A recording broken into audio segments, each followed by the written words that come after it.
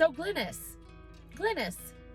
we have some information that we wanted to share with you today, and it really will make a difference whether you are buying a home or selling a home.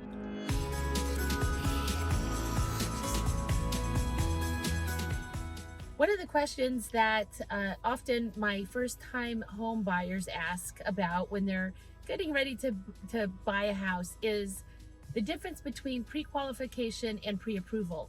This is important for buyers, but it's also very important for sellers, and I'll explain to you why.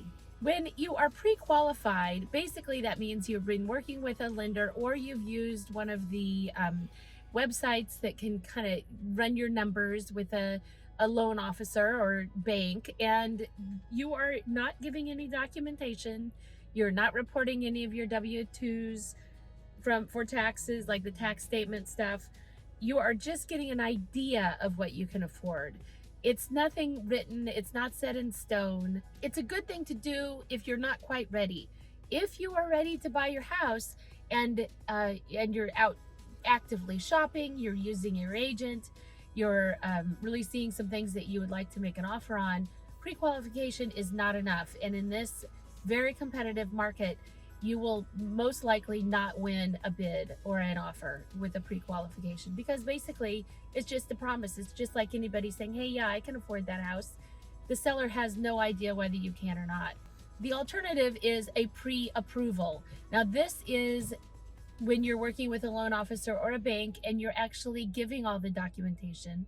They get your last pay stub, they get your tax records from the year prior, they are pulling W-2s, they will tell you exactly what you can afford. And there are no surprises in underwriting. Sometimes, depending on the lender and depending on your credit, your pre-approval can actually be underwritten. And if that's the case, then you are very well qualified to buy a house, and your offer will be stronger than someone who just has a promise.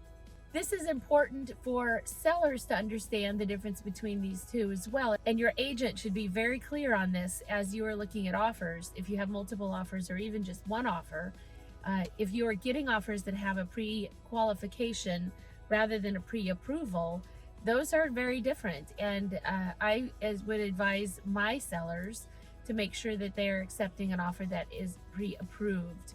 If it has underwriting approval, even better. This also goes along with if you are accepting a cash offer if you're a seller, or if you're even making a cash offer as a buyer, that you need to have proof of funds. I have seen offers come in as a listing agent several times in multiple offer situations where it is a cash buyer and there are no proof of funds. Well, that's just like the buyer is saying, hey, I promise I have 300,000 liquidated in cash ready to go. You don't know necessarily that they do, and I wouldn't take that word as trust at all. So that was a quick and simple determination between what a pre-approval and pre-qualification is when you are buying or selling a house. Let me know if you have any questions in the comments, or you can DM me. And Glynis and hey Glenn, I don't know what she's doing. We're gonna go for a drive.